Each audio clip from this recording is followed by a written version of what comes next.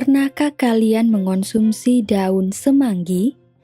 Semanggi atau Marsilea crenata merupakan salah satu spesies tumbuhan paku atau Pteridophyta yang memiliki peran menguntungkan bagi manusia karena dimanfaatkan untuk lalapan dan pecel. Selain menguntungkan, tumbuhan paku juga bisa merugikan bagi manusia. Tumbuhan paku memiliki jumlah spesies yang melimpah sehingga dibutuhkan pengklasifikasian agar lebih mudah mempelajarinya. Semanggi termasuk subdivisi Pteropsida atau paku sejati. Tahukah kalian bagaimana klasifikasi tumbuhan paku? Apa sajakah peranan tumbuhan paku bagi kehidupan manusia? Untuk mengetahui jawabannya, mari kita simak penjelasan berikut ini. Klasifikasi tumbuhan paku atau Pteridophyta. Tumbuhan paku atau Pteridophyta saat ini memiliki sekitar 12.000 spesies yang tersebar luas di berbagai habitat di bumi. Tumbuhan paku pertama kali diklasifikasikan berdasarkan ciri morfologi dan anatomi. Klasifikasi ini disebut sebagai cakupan lama atau cakupan tradisional tumbuhan paku. Sementara itu, pada perkembangannya hingga saat ini, tumbuhan paku diklasifikasikan berdasarkan cakupan baru yang didukung oleh data biologi molekuler. Biologi molekuler adalah suatu pendekatan yang digunakan untuk menjelaskan hubungan kekerabatan antar organisme. Pendekatan tersebut menggunakan data molekuler berupa data makromolekul atau molekul besar, seperti urutan atau sekuens asam amino dalam protein dan urutan atau sekuens nukleotida dalam asam nukleat. Berikut adalah pembahasan mengenai klasifikasi tumbuhan paku berdasarkan cakupan lama dan cakupan baru. Pertama, cakupan lama atau tradisional. Berdasarkan klasifikasi cakupan lama atau tradisional, tumbuhan paku atau Pteridophyta mencakup semua tumbuhan yang berpembuluh dan berspora. Berdasarkan klasifikasi ini, tumbuhan paku ditempatkan pada takson divisi yang terdiri atas 5 kelas, yaitu sebagai berikut.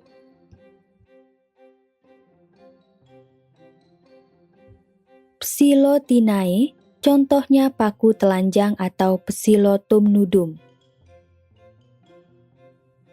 Lycopodinae, contohnya paku rane atau Selaginella natans, kumpai atau Huperzia serrata, dan paku kawat atau Lycopodium clavatum. Isoetinae, contohnya Isoetes lacustris. Equisetinae, contohnya paku ekor kuda atau Equisetum debil. Filicinae atau Filices atau paku sejati. Kelas ini mencakup kelompok paku Eusporangiae dan Leptosporangiae. Paku Eusporangiae dicirikan oleh sporangium yang berkembang dari beberapa sel epidermis. Contohnya, Ophioclosum reticulatum dan Marathia fraxinea. Sementara itu, paku Leptosporangiae dicirikan oleh sporangium yang berkembang dari satu sel epidermis. Contohnya, Polypodium virginianum dan Salvinia natans. Ilmu yang mempelajari tumbuhan paku disebut pteridologi. sedangkan ahli pteridologi disebut pteridolog.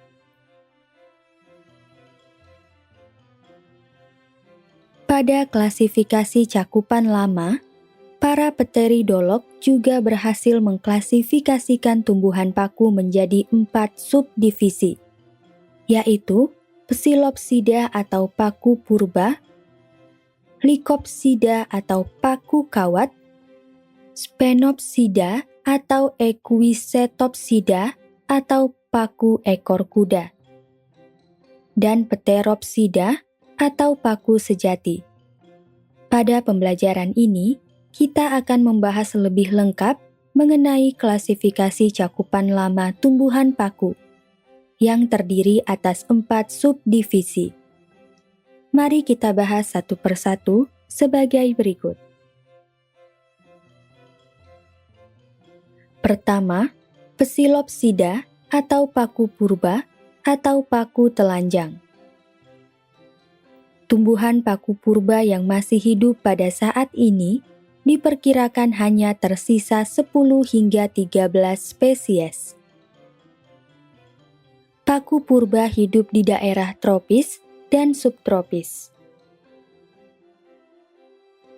Sporofit paku purba ada yang tidak memiliki akar sejati dan tidak memiliki daun sejati, sehingga kelompok paku ini disebut juga sebagai paku telanjang. Paku purba berdaun biasanya memiliki daun yang berukuran kecil tanpa percabangan pembuluh atau mikrofil dan berbentuk sisik. Batang paku purba dapat tumbuh bercabang dengan sekumpulan sporangium yang terdapat di sepanjang cabang batang.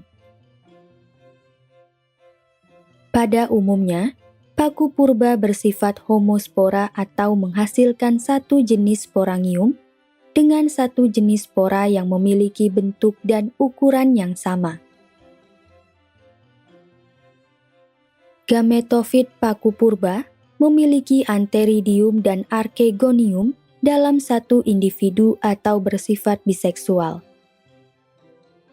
Karena tidak memiliki klorofil, gametofit paku purba biasanya bersimbiosis dengan jamur untuk memperoleh nutrisi. Contoh spesies tumbuhan paku purba atau Psilopsida adalah Rhinia elegans, yang merupakan paku purba yang sudah punah, dan Psilotum nudum, yang kini terancam punah. Kedua, Lycopsida atau paku kawat. Tumbuhan paku kawat memiliki sekitar 1.000 spesies yang telah diketahui hingga saat ini. Paku kawat banyak tumbuh di hutan-hutan daerah tropis dan subtropis. Paku kawat hidup menempel di pohon atau hidup bebas di permukaan tanah. Anggota paku kawat memiliki akar, batang, dan daun sejati. Daun tumbuhan paku kawat berukuran kecil dan tersusun rapat. Sporangium tumbuhan paku kawat terdapat pada sporofil atau daun fertil yang tersusun rapat membentuk struktur seperti kerucut yang disebut strobilus. Strobilus biasanya terletak di ujung batang. Pada umumnya, paku kawat bersifat heterospora atau menghasilkan 2 jenis sporangium atau megasporangium dan mikrosporangium, dengan 2 jenis spora yang berbeda ukuran. Gametofit tumbuhan paku kawat berukuran kecil dan tidak berklorofil. Gametofit tumbuhan paku kawat memperoleh makanan dari jamur yang bersimbiosis dengannya. Gametofit tumbuhan paku kawat dapat bersifat uniseksual dan biseksual. Gametofit uniseksual memiliki antheridium dan archegonium yang berada pada individu berbeda.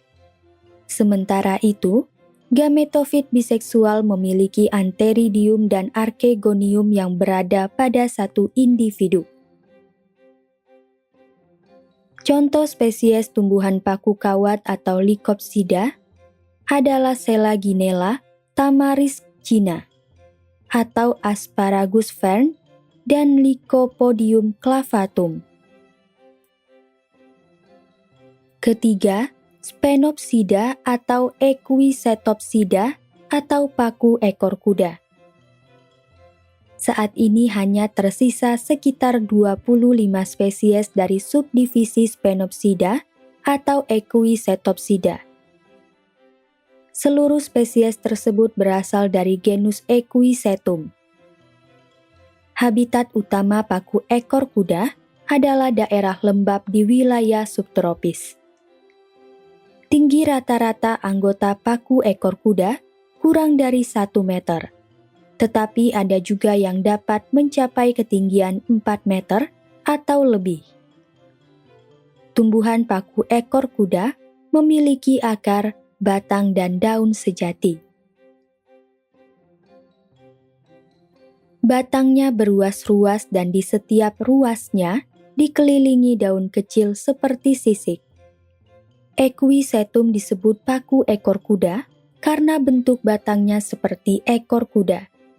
Batang tersebut bertekstur keras karena dinding selnya mengandung silika. Sporangium tumbuhan paku ekor kuda terdapat pada strobilus yang berada di pucuk batang. Sporangium ini menghasilkan 2 jenis spora berukuran sama. Tetapi jenis alat reproduksinya berbeda, sehingga paku ekor kuda digolongkan sebagai tumbuhan paku peralihan. Gametofit tumbuhan paku ekor kuda hanya berukuran beberapa milimeter, tetapi dapat melakukan fotosintesis karena mengandung klorofil. Gametofit tumbuhan paku ekor kuda memiliki antheridium dan archegonium yang berada pada satu individu, sehingga gametofitnya bersifat biseksual. Contoh spesies tumbuhan paku ekor kuda. Spenopsida atau Equisetopsida adalah Equisetum arvense dan Equisetum debil. Keempat, Pteropsida atau paku sejati. Tumbuhan paku sejati mencakup jenis tumbuhan paku yang paling sering kita lihat. Habitat paku sejati sebagian besar berada di darat, yaitu di daerah tropis dan subtropis. Paku sejati diperkirakan berjumlah 12.000 spesies. Tumbuhan paku sejati memiliki akar, batang, dan daun sejati. Batangnya dapat tumbuh di dalam tanah atau rizoma atau di atas permukaan tanah. Daun paku sejati umumnya berukuran besar dan memiliki tulang daun bercabang. Daun mudanya memiliki ciri khas, yaitu tumbuh menggulung atau melengkung ke dalam, membentuk sebuah struktur yang dikenal sebagai fiddlehead. Contoh spesies tumbuhan paku sejati atau Pteropsida adalah semanggi atau Marsilea crenata, paku tanduk rusa atau Platycerium bifurcatum, paku sarang burung atau Aspelenium nidus, suplir atau Adiantum cuneatum, dan paku sawah atau Azolla pinnata. Kedua, cakupan baru yang didukung oleh data biologi molekuler.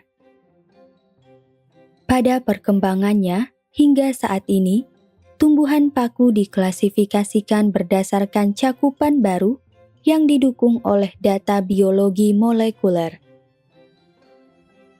Klasifikasi cakupan baru diusulkan oleh Alan R. Smith pada tahun 2006. Smith mengajukan revisi klasifikasi terhadap tumbuhan paku masa kini dengan tidak mencakup tumbuhan paku fosil yang sudah punah.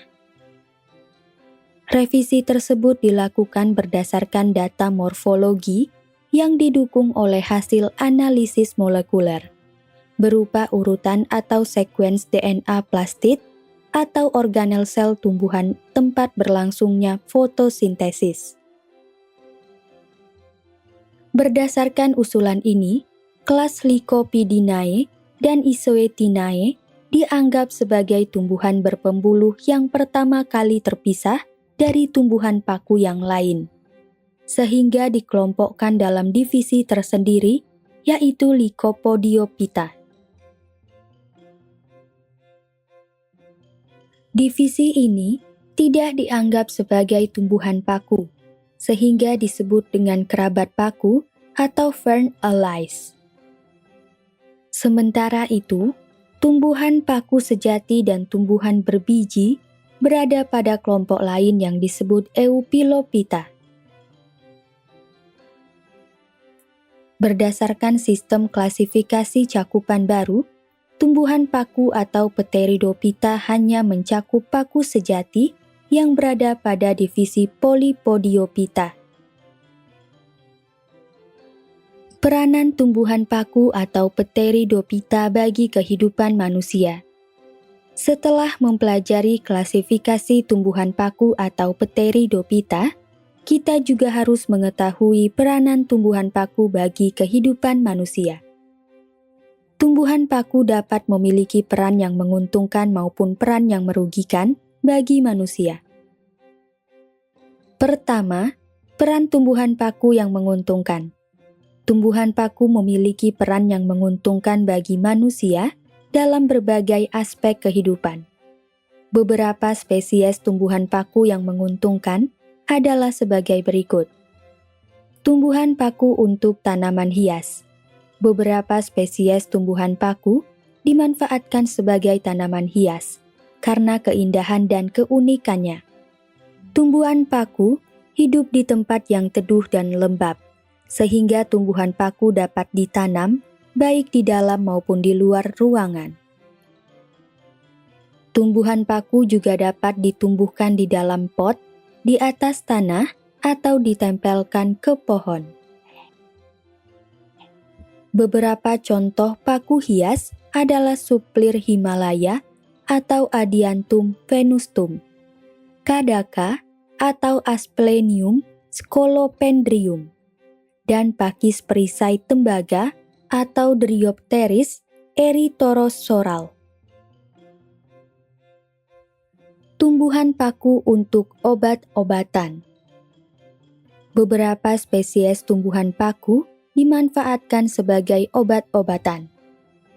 Contohnya adalah Dryopteris marginalis untuk mengobati penyakit rematik, Onoclea senisibilis untuk mengobati penyakit radang sendi, Asplenium trichomanes untuk obat batuk, dan Dryopteris cristata untuk obat sakit perut.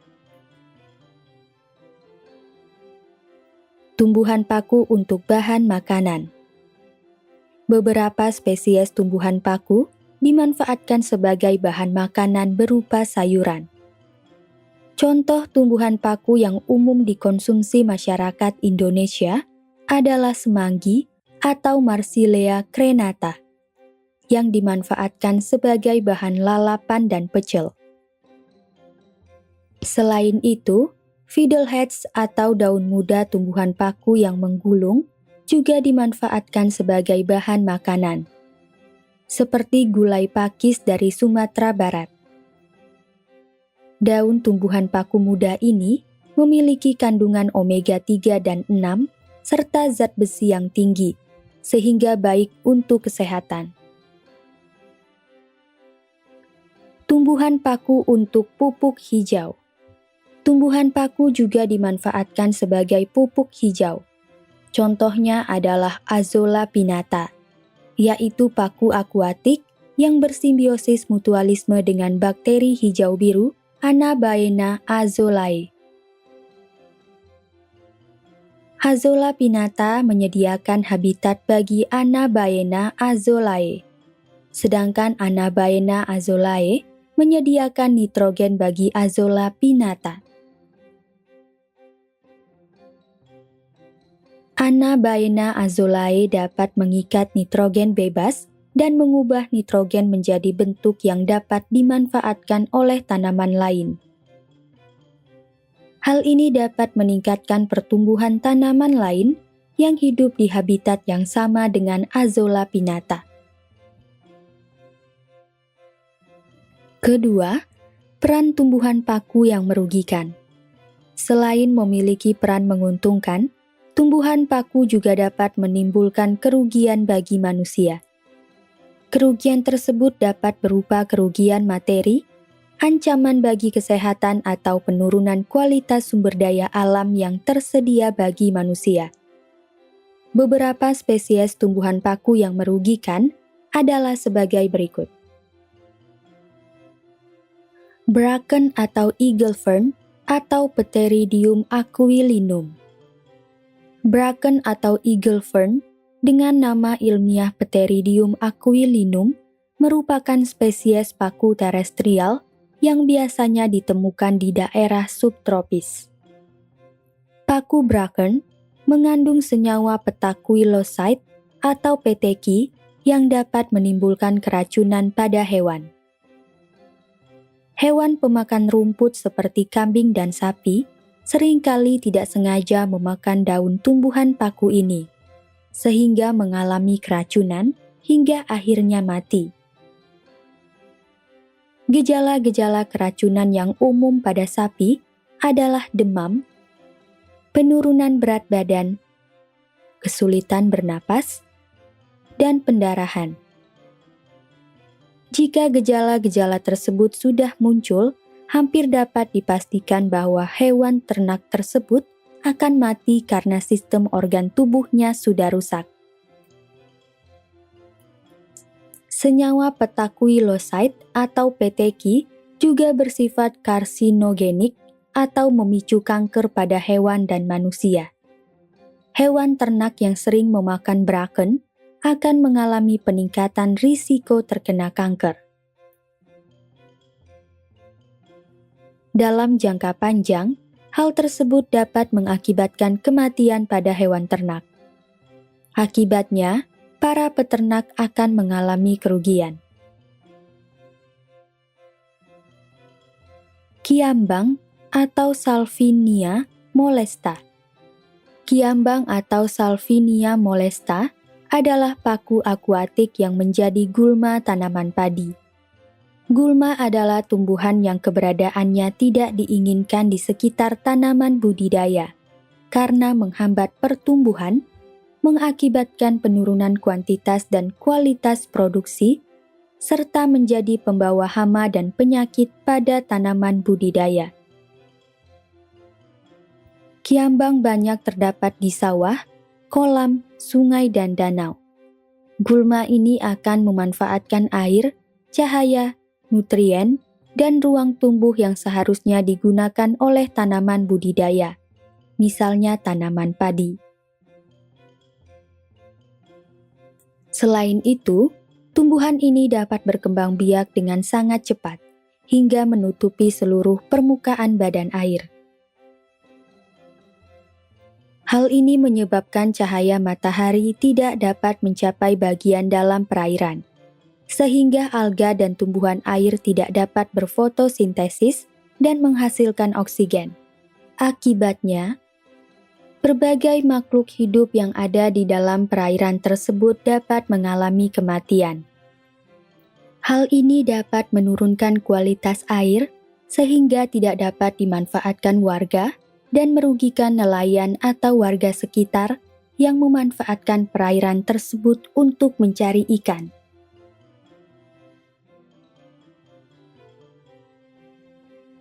Tumbuhan paku atau Pteridophyta saat ini memiliki sekitar 12.000 spesies yang tersebar luas di berbagai habitat di bumi.